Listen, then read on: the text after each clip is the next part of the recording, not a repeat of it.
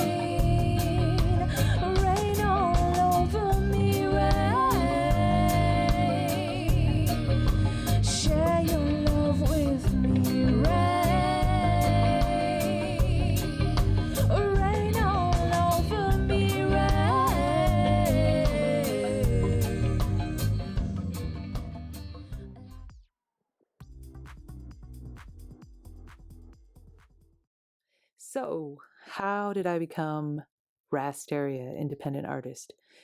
Well, I've been producing music under RAZTERIA since 2005 independently. And in 2010, I released my third album under RAZTERIA, and I took on more of a producer hat. And I wanted to anonymize the name a bit, as well as represent kind of a play on words, as it is a mixture of things. And people are like, what does that mean? Rasta, rasa. Like people ask themselves, and it doesn't mean any of that. It simply is Renee Asteria, Rasteria. And I love Z's. So it also represented me taking on the producer role, as you know, from 2005 through now to today. I've acquired all these skills from just being a singer songwriter to now being a full blown engineer, and I take things through to the mix. I'm by no means like, I'm not saying I'm some big engineer or anything, but I do feel confident that, you know, the outcome is professional and, you know, ready for your ears now at this point. So Rasteria was a departure into that direction, into taking on that producer engineer role. Yeah. Well, so I feel like my sound is always in development, and it goes along with the skill that I was mentioning before of take becoming a producer. And my skill really is songwriting, and then, you know, the sound kind of develops over time as you just continue to write and you just continue to discover, you know, more messages to channel, in a sense. My sound, I don't know. It's just, you know, a reflection, I guess, of the original songs that I write and the messages that come through. And yeah, it's like kind of always going to be in perpetual development. You know, it's in constant flux. I feel like I'm just scratching a tip of the iceberg. I really want to better my musicianship, better my singer skills, better my songwriter skills, better everything, you know, and just keep making things and keep making just more original music that hopefully you guys will hear and you'll enjoy. And yeah, so the sound is just in constant flux. And so I don't know if I can answer that question. Oh, yeah, I wanted to say though that so the sound is kind of in development, right? And I just keep on writing songs and I just keep on producing. And I'm on album number 9 right now, and I plan to release that in 2021. And it'll be called Bombs, after actually a single that I released, and it stands for Blood of My Soul. So kind of intense, but just shorten it, Bombs. It's like bombs. Huh?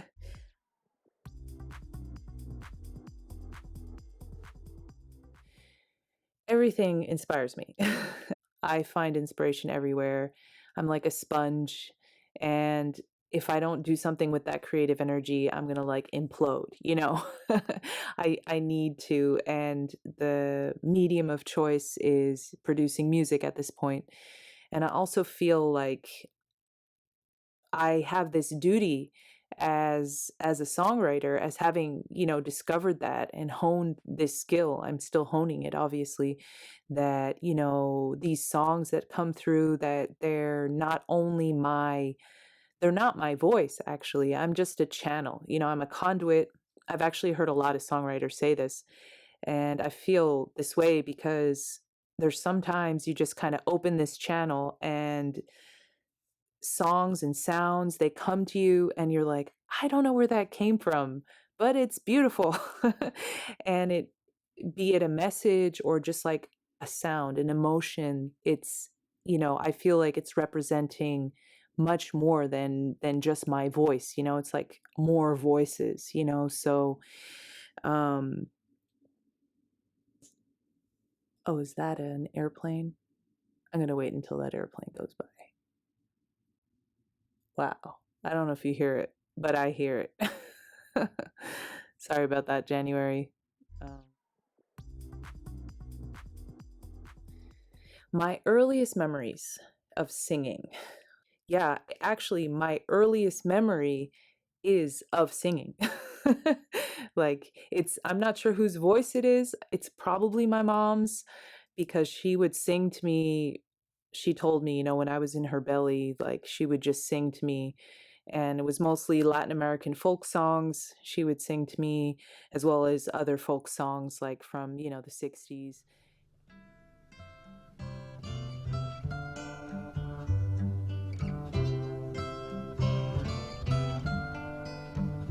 There are places I remember all my life, though some have changed, some forever, not for better. Some are gone and some remain. All these places had their meanings. With lovers and friends I still can recall. Some are dead and some are living.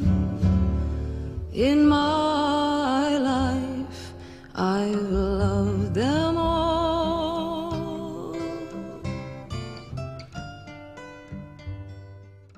Yeah, so I feel like that probably had a big influence on on me being a singer songwriter, is having, being serenaded daily throughout the very, very beginning of my life by my mom.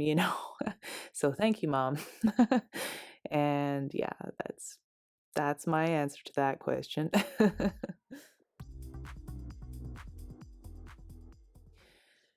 That's a big one.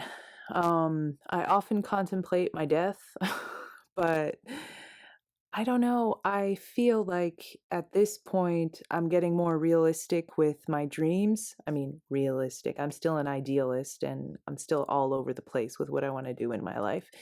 But, if I can just inspire a few people, I think that that's wonderful.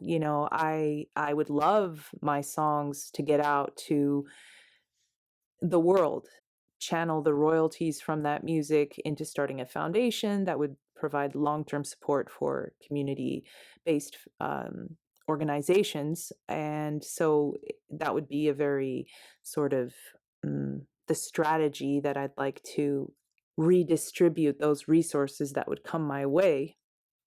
But, if I'm just here and I'm continuing to make music and I'm able to leave those musical babies behind, I'm coming to peace with that's pretty good. And if I can inspire a few people to feel, you know, through the just the musicality of the music, or maybe there's some messages that inspire people, maybe inspire people to be creative, to do something good for themselves, to improve their lives in some way, to bring them some peace, or maybe bring them, yeah, some intensity, depending on what the song is. Music does so much. And so it's a hard question. um I think, you can't be too specific about it because we don't even know. We have no control over anything. But I really, yeah, as long as I can inspire, keep inspiring, keep inspired and keep inspiring, that's what I'd like, yeah, to be remembered by, I guess.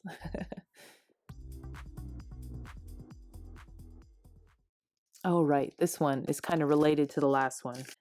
I would say yes, as I stated before, if I'm able to make some significant amount of money, provided that the system still continues to exist and that I'm able to channel some of that into, some concrete projects that help to change people's lives, then wonderful.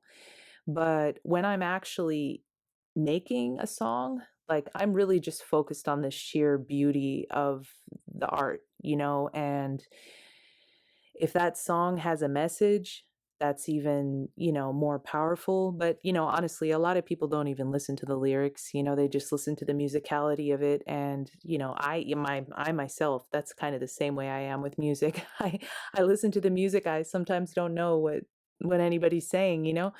So right now my focus is to make songs that are a little more polished, maybe meeting a little more of the production standards of a mainstream music, so it can kind of be palatable for more people. So yeah, you could say that that's kind of dumbing down the art in a sense, but I don't think so. I think that it just makes it more possible that more people, hear it. It's kind of holding that art kind of to a test, a test of the masses. I don't know. That's also super theoretical, but when I'm writing the song, like I'm focused on the sheer beauty of that song and of that little piece of energy, my love, that I can give to people beyond, having some direct interaction with them. Um, and I do think that that music resonates like out into the universe, to the other worlds and the other beings that are out there, and other dimensions and whatnot. I do think it goes beyond, just what we are physically and consciously aware of in this plane. Yeah, so I hope that that's good. And thanks so much for this opportunity. And you can find, all my music on all the platforms. And I love collaborating. So please reach out. I have, Instagram, Facebook, whatever, email. So thank you. Oh, and by the way, this mural was made by my neighbor, Janine Blankenship, and it has some lyrics actually in it. Anyway, I love this mural. All right, thank you.